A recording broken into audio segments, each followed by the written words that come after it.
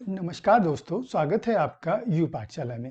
जैसा कि पिछले लेक्चर्स में हमने पढ़ा था कि हमारे देश में डिफरेंट टाइप्स के लैंड फॉर्म्स पाए जाते हैं और डिफरेंट टाइप्स की सीजन्स भी होती हैं।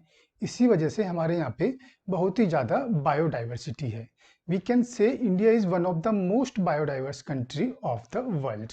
हमारे यहाँ पे करीब 47,000 टाइप्स की प्लांट की स्पेसीज पाई जाती हैं।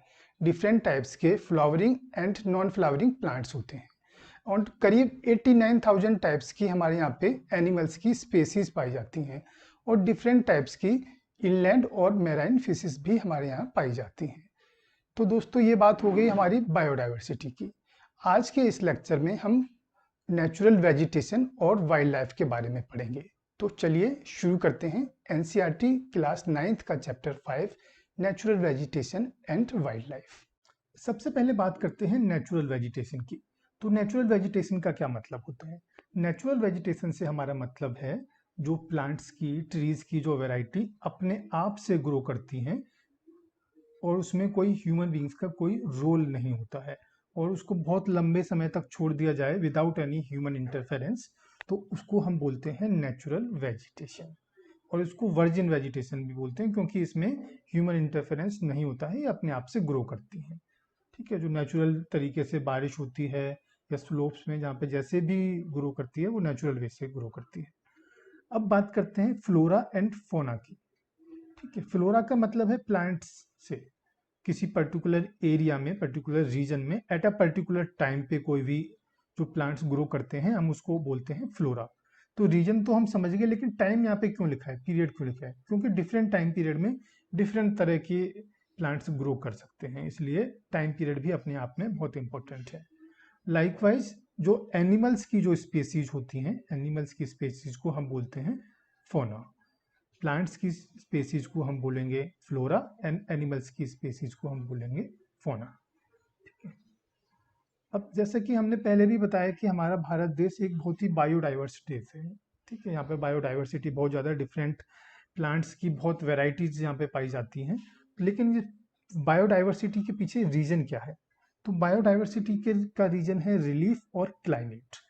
रिलीफ से क्या मतलब है? रिलीफ से मतलब है कोई भी पर्टिकुलर रीजन है, उसका स्लोप कैसा है, उसकी हाइट कैसी है, इसको हम बोलते हैं रिलीफ। तो रिलीफ में दो इंपॉर्टेंट फैक्टर हैं, एक तो लैंड और सॉइल। ठीक है, किसी भी पर्टिकुलर रीजन की जो लैंड फॉर्म्स हैं वो बहुत इंपॉर्टेंट रोल प्ले करता है कि वहाँ पे किस तरह की फ्लोरा होगी या किस तरह की वेजिटेशन होगी। जैसे प्लेन लैंड है कोई भी, तो वहाँ पे एग्रीकल्चर के लिए वो ज़्यादा यूजफुल रहती है। ठीक है, और जो कोई रफ टेरेन है वहाँ पे एग्रीकल्चर तो पॉसिबल नहीं है, तो वहाँ पे ग्रास लैंड्स हो सकती है या फॉरेस्ट हो सकते हैं, वुड लैंड्स हो सकते हैं। ठीक है, या वाइल्ड लाइफ वहाँ पे होती है। अब सेकंड रिलीफ फीचर है सॉइल। देखो, कोई भी प्लांट ग्रो करेगा तो उस पर डिपेंड किस पे करता है, वो सॉइल की फर्टिलिटी पे डिपेंड करता है। ठीक है, डिफरेंट टाइप की सॉइल में डिफरेंट टाइप की प्लांट की या स्पेसीज पाई जाएंगी। ठीक है, जैसे सैंडी सॉइल में डिफरेंट टाइप्स की जैसे थॉर्न्स वगैरह पाए जाते हैं सैंडी सॉइल में, जैसे बबूल हुआ, आपका कीकर हुआ, बबूल कीकर या श्रब्स वगैरह पाए जाते हैं। ठीक है, और जो डेल्टा का रीजन है वो बहुत फर्टाइल होता है, वहाँ पे डिफरेंट टाइप की वेजिटेशन पाई जाएगी। जैसे हमारा सुंदरवन डेल्टा है, वहाँ पे मैनग्रोव फॉरेस्ट पाए जाते हैं। ठीक है, और अपना जो हिली स्लोप है, माउंटेन्स का स्लोप है, वहाँ पे डिफरेंट टाइप की वेजिटेशन पाई जाएगी। तो सॉइल का इसमें बहुत इंपॉर्टेंट रोल है।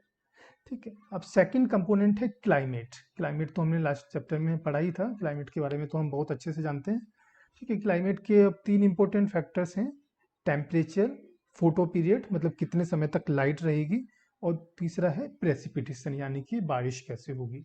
देखो, टेम्परेचर जैसे अगर हम इक्वेटर से, इक्वेटर है हमारा, ये इक्वेटर हो गया, इक्वेटर से अगर पोलवार्ड मूवमेंट होगा तो टेम्परेचर घटेगा, टेम्परेचर कम होगा, पोल्स पे टेम्परेचर कम होता है, मिनिमम होता है। ठीक है, इसी तरह से डिफरेंट जो लैटिट्यूड के हिसाब से टेम्परेचर के जो जोन्स होंगे वहाँ पे अलग अलग वेजिटेशन पाई जाती है। यहाँ पे जैसे इक्वेटोरियल रेन फॉरेस्ट पाए जाएंगे, थोड़ा सा ऊपर जाएंगे तो रेन फॉरेस्ट होंगे, ट्रॉपिकल रेन फॉरेस्ट आएंगे, और ऊपर आते आते यहाँ पे टुंड्रा और टैगा टाइप की वेजिटेशन मिलेगी। ठीक है, तो टेम्परेचर का एक इम्पोर्टेंट रोल है किसी भी वेजिटेशन के लिए। सेकंड बात करते हैं फोटो पीरियड की। फोटो पीरियड मीन्स लाइट का, सनलाइट का पीरियड कैसा रहेगा। ठीक है, अगर सनलाइट वहाँ पे ज़्यादा होती है तो अलग टाइप की वेजिटेशन पाई जाएगी। जैसे इक्वेटर के आसपास में सनलाइट अच्छी होती है, ज़्यादा होती है, तो यहाँ पे अलग वेजिटेशन पाई जाती है। अब जो हमारा पोल्स का रीजन है, यहाँ पे सनलाइट कम होती है, तो यहाँ पे डिफरेंट वेजिटेशन पाई जाएगी। और दूसरा अगर सीजन्स की बात करते हैं, जैसे विंटर सीजन में सनलाइट कम होती है और समर सीजन में सनलाइट ज़्यादा होती है, तो समर सीजन में प्लांट्स की ग्रोथ अच्छी होती है। तो हम कह सकते हैं जहाँ पर सन रेज ज़्यादा पड़ती हैं वहाँ की वेजिटेशन होगी, तो वहाँ पे ज़्यादा हाइट के प्लांट्स होंगे, ट्रीज की हाइट्स ज़्यादा होगी।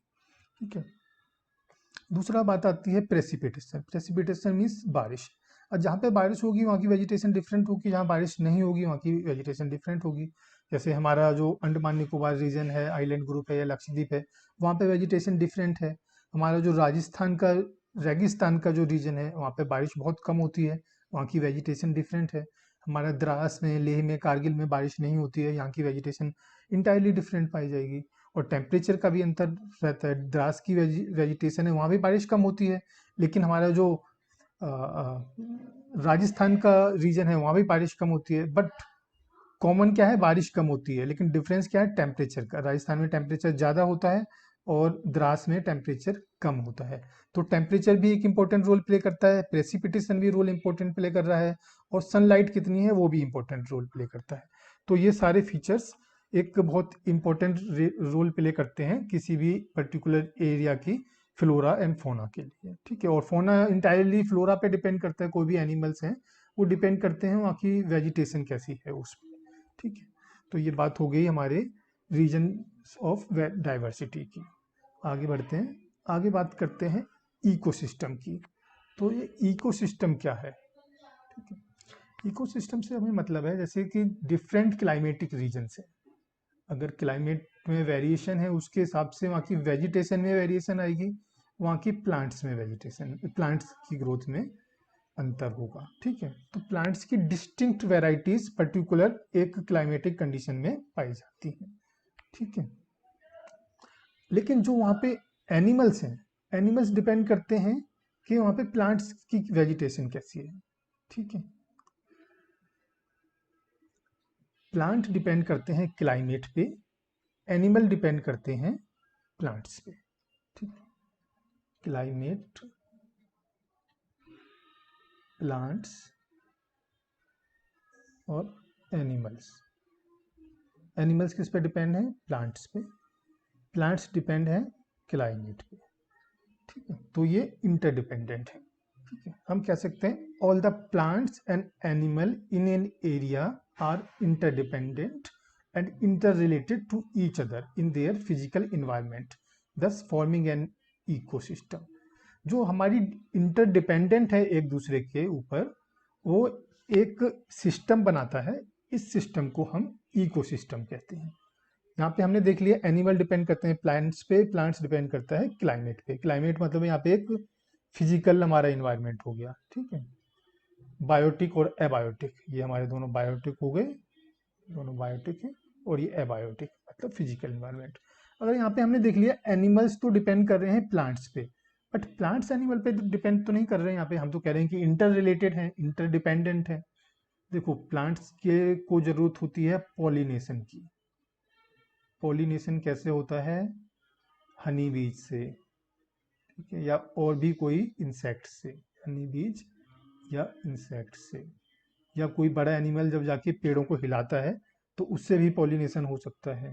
ठीक है, अगर प्लांट्स बहुत ज़्यादा ग्रो कर रहे हैं, उनको खाने वाले एनिमल्स नहीं है, तो प्लांट्स की कोई एक वैरायटी इतनी ग्रो कर जाएगी, कोई भी इन्वेजिव वैरायटी है इतनी ग्रो कर जाएगी कि वो दूसरे वैरायटीज को वहाँ पे नहीं पनपने देगी, दूसरी स्पेसीज को नहीं पनपने देगी। तो इसलिए एनिमल्स भी कुछ प्लांट्स को खाकर उनको कंट्रोल रखते हैं ताकि दूसरे प्लांट्स भी वहाँ पे ग्रो कर पाए। तो इसलिए प्लांट और एनिमल दोनों आपस में इंटरडिपेंडेंट हैं, और ये अल्टीमेटली डिपेंड करते हैं किसी अपने क्लाइमेट पे। तो हम कह सकते हैं क्लाइमेट पे डिपेंड करते हैं प्लांट और एनिमल एक दूसरे से इंटरडिपेंडेंट है। और इस इंटरडिपेंडेंसी से जो सिस्टम बनता है उसको हम बोलते हैं इकोसिस्टम। ठीक है, तो ह्यूमन बीइंग्स भी एक पार्ट है इकोसिस्टम का। ह्यूमन बीइंग्स अपने फूड के लिए प्लांट्स पे, एनिमल्स पे डिपेंडेंट होता है, अपनी लाइफ की बाकी चीज़ों के लिए भी प्लांट्स पे डिपेंडेंट है। जैसे हमें फर्नीचर के लिए लकड़ी चाहिए, वो कहाँ से आएगी? प्लांट से आएगी। मेडिसिन के लिए हमें किस पे डिपेंडेंट हैं? हम प्लांट्स पे डिपेंडेंट हैं। ठीक है, हमारे खेतों में काम करने के लिए एनिमल्स की ज़रूरत है, ट्रांसपोर्टेशन के लिए हमें एनिमल्स की ज़रूरत है। लेकिन अगर हम इस सिस्टम जो बना हुआ है उसको डिस्टर्ब करेंगे, उसको अनड्यू नुकसान पहुंचाएंगे, ज़्यादा से ज़्यादा एक्सप्लॉइट करने की कोशिश करेंगे, तो सिस्टम गड़बड़ा जाएगा। जैसे हमने ट्रीज़ को काटना शुरू कर दिया, अंधाधुंध ट्रीज़ काट लिए हमने, एनिमल्स को मारना शुरू कर दिया शिकार के नाम पे हम एनिमल्स को मार रहे हैं, तो इससे इकोलॉजिकल इम्बैलेंस क्रिएट होगा।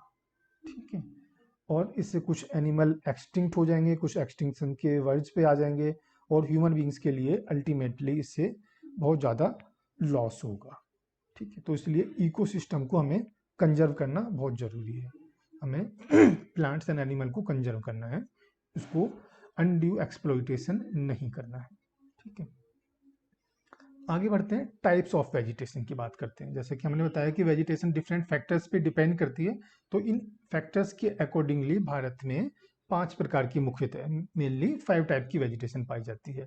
Tropical evergreen forest, tropical deciduous forest, tropical thorn forest and scrubs, mountain forest जो माउंटेन्स रीजन जो होते हैं, और मैनग्रोव फॉरेस्ट। मैनग्रोव फॉरेस्ट कहाँ होते हैं? डेल्टा रीजन्स में।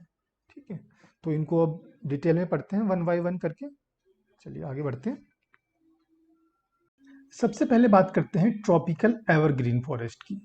एज द नेम सजेस्ट, ये ट्रॉपिक रीजन में होते हैं, एवरग्रीन होते हैं। एवरग्रीन मीन्स सदाबहार, इनके पत्ते कभी नहीं झड़ते, साल भर ग्रीन रहते हैं। ठीक है, तो ये कहाँ पाए जाते हैं? ये पाए जाते हैं उस रीजन में जहाँ पर रेनफॉल हो 200 सेंटीमीटर से ज़्यादा।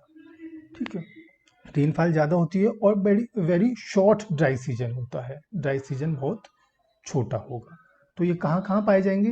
वेस्टर्न घाट्स में, वो सब रीजन जहाँ पे हमारे यहाँ पे ज़्यादा बारिश होती है। वेस्टर्न घाट रीजन है, आइलैंड ग्रुप है अंडमान निकोबार का और लक्षद्वीप का, हमारा जो नॉर्थ ईस्टर्न जो पार्ट है वहाँ पे पाई जाएगी, और तमिलनाडु कोस्ट पे। इन सब रीजन में क्योंकि बारिश ज़्यादा होती है तो ट्रॉपिकल एवरग्रीन फॉरेस्ट पाए जाते हैं। ठीक, अब क्योंकि यहाँ पे बारिश अच्छी होती है तो इनके जो प्लांट्स हैं, ट्रीज हैं, उनकी हाइट बहुत अच्छी होती है, हाइट बहुत ज़्यादा होती है। ठीक है, और इसके साथ साथ यहाँ पर बहुत सारे श्रब्स भी मिलते हैं, क्रीपर्स भी डेवलप होते हैं। तो इसका मतलब एक मल्टी लेयर्ड स्ट्रक्चर में बन जाता है। ऊपर पेड़ होते हैं जिनकी कैनोपी बहुत ज़्यादा होती है, नीचे बेल होती हैं, लताएं होती हैं। ठीक है, क्रीपर्स वगैरह होते हैं, तो एक मल्टी लेयर्ड स्ट्रक्चर होता है यहाँ पे। सम इम्पोर्टेंट ट्रीज हैं यहाँ के, ebony, mahogany, rosewood, rubber and cinchona.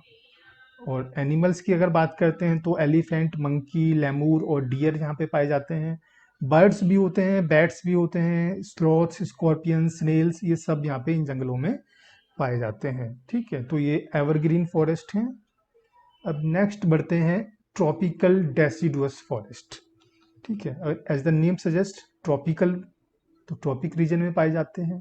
Deciduous means ये रेन फॉरेस्ट, सॉरी, एवरग्रीन नहीं होते, ड्राई सीजन में अपने पत्ते गिरा देते हैं, पत्ते झड़ जाते हैं इनके।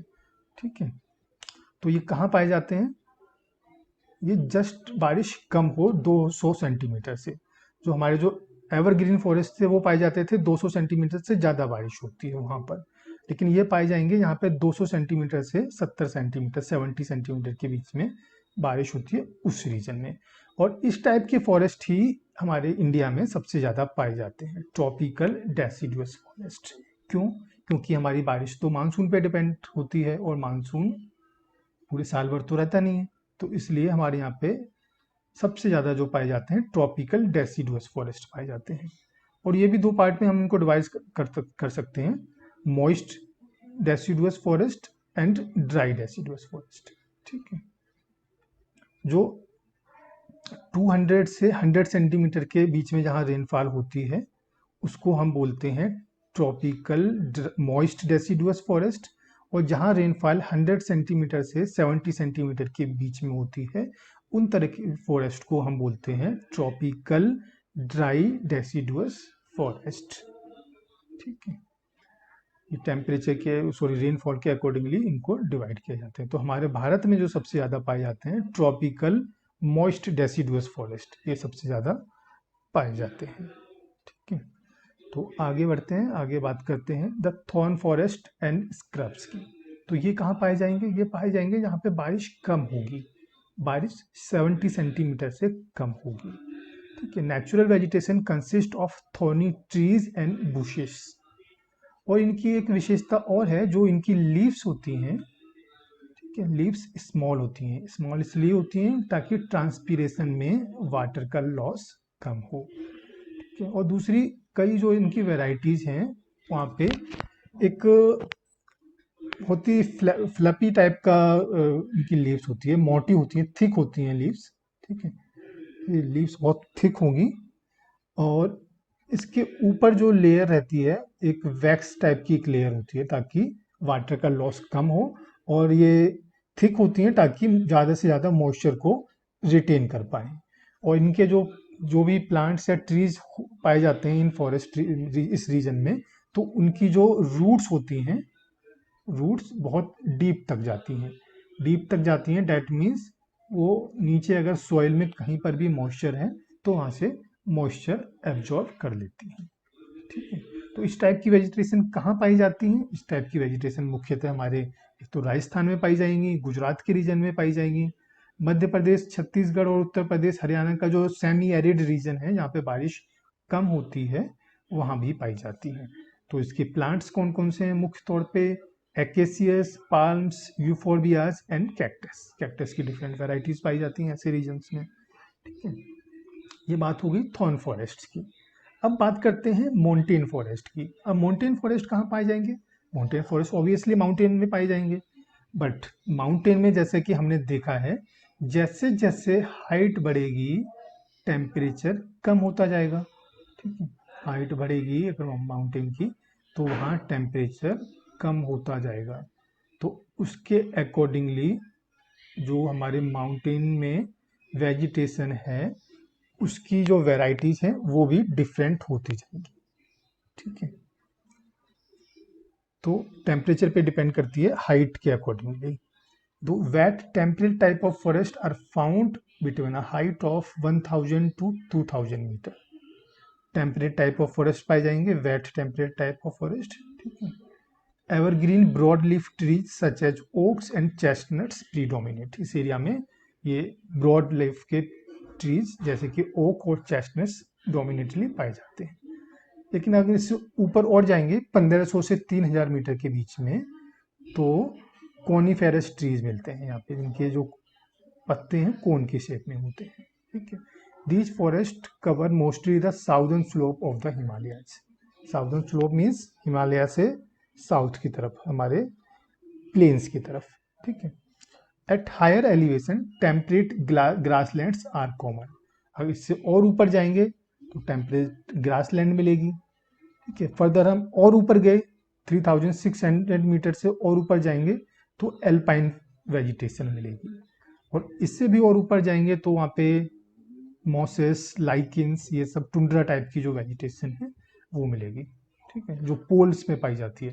हालांकि हम पोल से अभी भी बहुत दूर हैं, लेकिन क्योंकि हाइट हमारी बढ़ गई है, हाइट की वजह से हमारा टेम्परेचर बहुत कम हो गया है, तो जो पोल्स पर जिस तरह की वेजिटेशन पाई जाती है, टुंड्रा टाइप की वेजिटेशन, वो वेजिटेशन हमारे हायर एल्टीट्यूड पे, हिमालय पे पाई जाएगी। ठीक, और क्योंकि जो पेनिनसुलर रीजन में हमारी जो माउंटेन रेंज है उनकी हाइट बहुत ज़्यादा नहीं है, तो वहाँ पे ये इतनी वेरिएशन नहीं मिलती है। हिमालयन रीजन में जाएंगे तो बहुत ज़्यादा वेजिटेशन में वेरिएशन मिलती है। ठीक है, अब नेक्स्ट बात करते हैं मैनग्रोव फॉरेस्ट की। अब मैनग्रोव फॉरेस्ट क्या होते हैं? आप लोगों ने सुना होगा सुंदरवन के बारे में।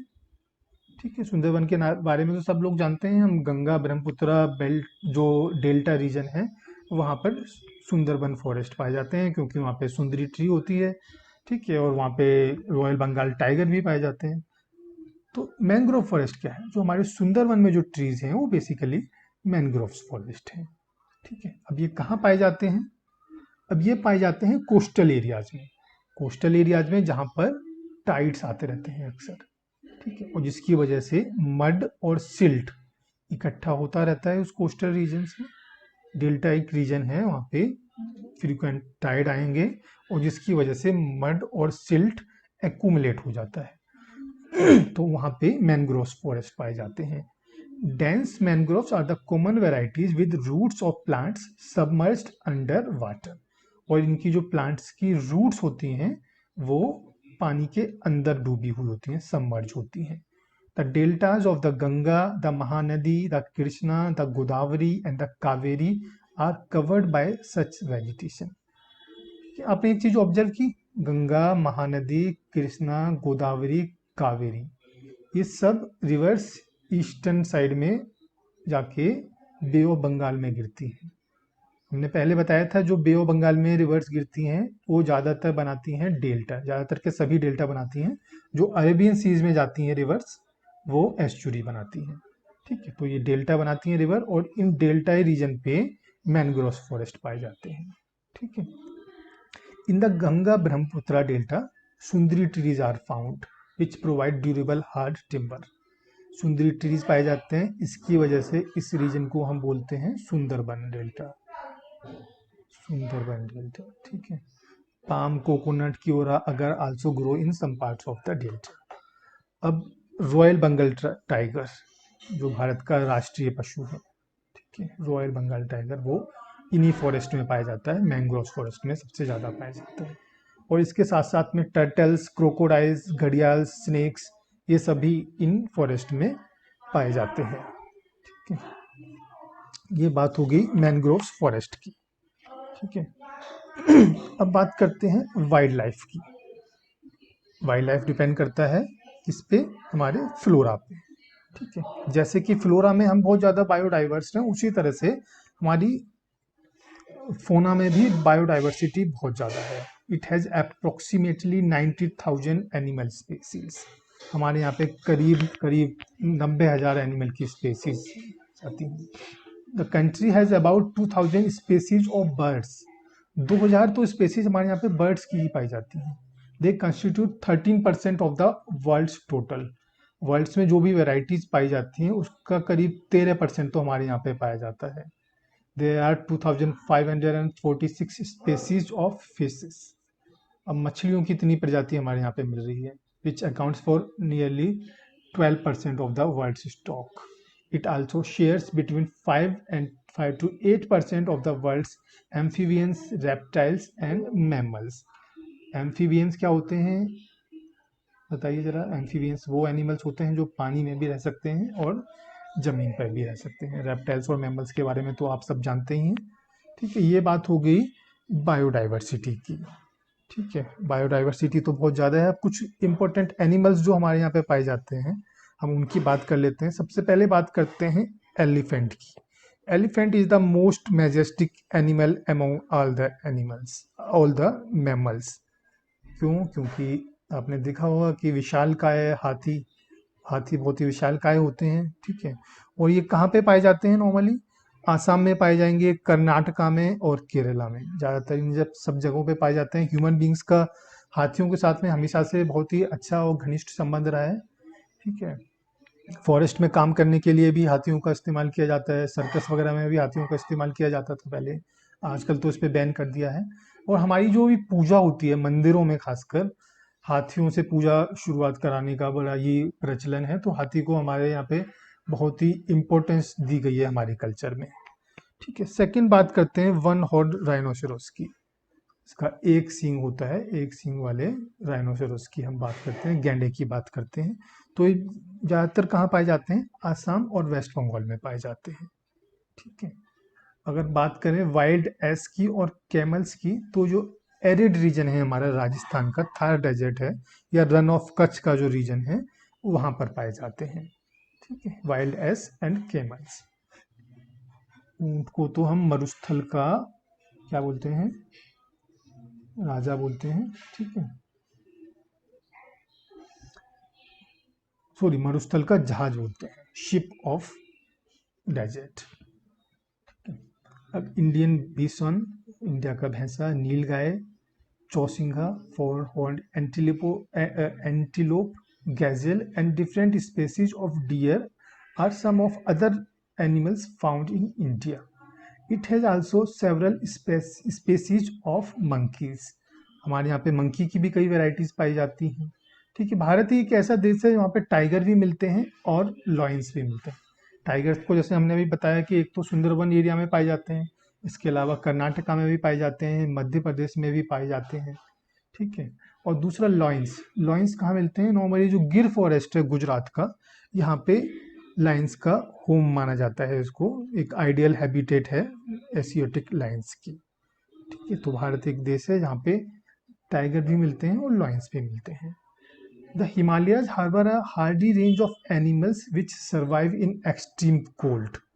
हिमालय में क्योंकि हायर ऊपर जाएंगे तो टेम्परेचर बहुत कम हो जाता है, तो यहाँ पे कुछ वेराइटीज मिलती हैं जो एक्सट्रीम कोल्ड में रह सकती हैं।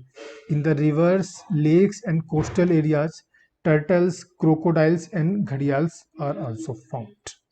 ठीक है, टर्टल्स और घड़ियाल और क्रोकोडाइल मिलते हैं हमारे यहाँ पे रिवर्स में।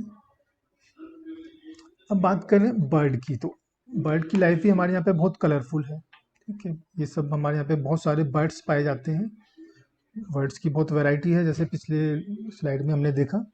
और लेकिन हमारे यहाँ पे कुछ माइग्रेटरी वर्ड्स भी आते हैं, मीन्स वर्ड माइग्रेट करके हमारे यहाँ पे आते हैं। क्यों आते हैं माइग्रेट करके वर्ड? क्योंकि जो हमारे टेम्परेट रीजन्स हैं, टेम्परेट रीजन्स में बहुत ठंड होती है विंटर सीजन में, तो एक सूटेबल इन्वायरमेंट की तलाश में वो माइग्रेटरी बर्ड्स इंडिया में आते हैं। ठीक है, during winter birds such as Siberian crane, Siberia के रीजन से रशिया का जो साइबेरियन पार्ट है वहाँ पे बहुत ठंड होती है, माइनस से 30-40 डिग्री तक टेम्परेचर नीचे चला जाता है। ठीक है, तो वो लार्ज नंबर में भारत में आते हैं। One such place favourable with birds is the run of Kutch. Run of Kutch birds में एक बहुत ही फेवरेट उनका जगह है, वहाँ पे आते हैं। ठीक है, वो ऐसा प्लेस है जहाँ पे हमारा डेजर्ट सी के साथ में मिलता है। ठीक है, तो इस जगह पे फ्लेमिंगोज भी आते हैं। ठीक है, 1000 की संख्या में आते हैं और अपना नेस्ट बनाते हैं यहाँ पे the salty mud and raise their young ones. ठीक है, अपना नेस्ट बनाते हैं, बच्चे अपने बच्चों को यहाँ पे पालते हैं। It is an among any extra ordinary site in the country. और भारत की ये एक एक्स्ट्रा ऑर्डिनरी साइट है। ठीक है, क्योंकि बर्ड्स आते हैं, बर्ड्स बहुत ब्यूटीफुल होते हैं, रंग बिरंगे बर्ड्स होते हैं, तो एक सीनिक ब्यूटी हमें मिलती है देखने को। दोस्तों, अब तक इस चैप्टर में हमने नेचुरल बायोडाइवर्सिटी और इकोसिस्टम के बारे में पढ़ा। हमारे यहाँ पे डिफरेंट टाइप्स के प्लांट्स के वेराइटीज पाई जाती हैं, जिसका यूज हम अपनी फूड हैबिट्स के अकॉर्डिंगली डिफरेंट क्रॉप्स के रूप में करते हैं। हमारे यहाँ पे डिफरेंट टाइप्स के एनिमल्स भी पाए जाते हैं, डिफरेंट स्पेसीज एनिमल्स की पाई जाती हैं, जिनका यूज हम अपने ज़रूरत के हिसाब से करते हैं। They are some milching animals, से हम दूध लेने के लिए यूज करते हैं, कुछ एनिमल से हमें मीट मिलता है या एग मिलते हैं, और कईयों का यूज हम ट्रांसपोर्टेशन के लिए या अपने फार्म्स में काम करने के लिए भी करते हैं। दोस्तों, जैसा कि इकोसिस्टम में हमने पढ़ा कि प्लांट्स, एनिमल्स, ह्यूमन बींग्स एक दूसरे से इंटर रिलेटेड हैं। अगर ह्यूमन बींग्स प्लांट्स का या एनिमल्स का अननेसेसरीली एक्सप्लॉइटेशन करेगा तो ये सिस्टम गड़बड़ा जाएगा। तो हमने अपनी ग्रीड के कारण और ज़्यादा यूज के कारण इन सब सिस्टम को एक्सप्लॉइट करना शुरू कर दिया है। ठीक है, अब अगर ये सिस्टम ऐसे ही चलता रहा तो ह्यूमन बीइंग का सर्वाइवल पॉसिबल नहीं रहेगा। तो इस सर्वाइवल को पॉसिबल करने के लिए और हमारा जो नेचुरल हैबिटेट है जिसको हमने बहुत ज़्यादा डिस्टर्ब कर दिया है, उसको प्रिवेंट करने के लिए या प्रोटेक्ट करने के लिए हमने बहुत सारे कदम उठाए हैं। हमारी गवर्नमेंट ने बहुत सारे कदम उठाए हैं, जैसे कि बायोस्फीयर रिजर्व्स बनाए गए हैं, बहुत सारे नेशनल पार्क्स बनाए गए हैं, बहुत सारी स्पेसीज़ को प्रिजर्व करने के लिए हमने कुछ स्पेशल मुहिम चलाई है, जैसे प्रोजेक्ट टाइगर चलाया है या प्रोजेक्ट एलिफेंट चलाया है। इस प्रकार हमने अपने इन्वायरमेंट को प्रोटेक्ट करने के लिए हर संभव प्रयास करने की कोशिश की है। दोस्तों, ये प्रयास करना बहुत ज़रूरी है, क्योंकि अगर हमारा सर्वाइवल इस बात पर डिपेंड करता है कि हमारा जो इकोसिस्टम है उसमें बैलेंस बना रहे। तो हमारी समझदारी इसी में है कि हम अपने जो भी रिसोर्सेज हैं उनका बड़े जुडिशियसली यूज करें और उसको मिसयूज ना करें। तो इसके साथ ही इस लेक्चर को अब हम अभी यहीं समाप्त करते हैं। अगले लेक्चर में आपसे फिर मुलाकात होगी, तब तक के लिए नमस्कार।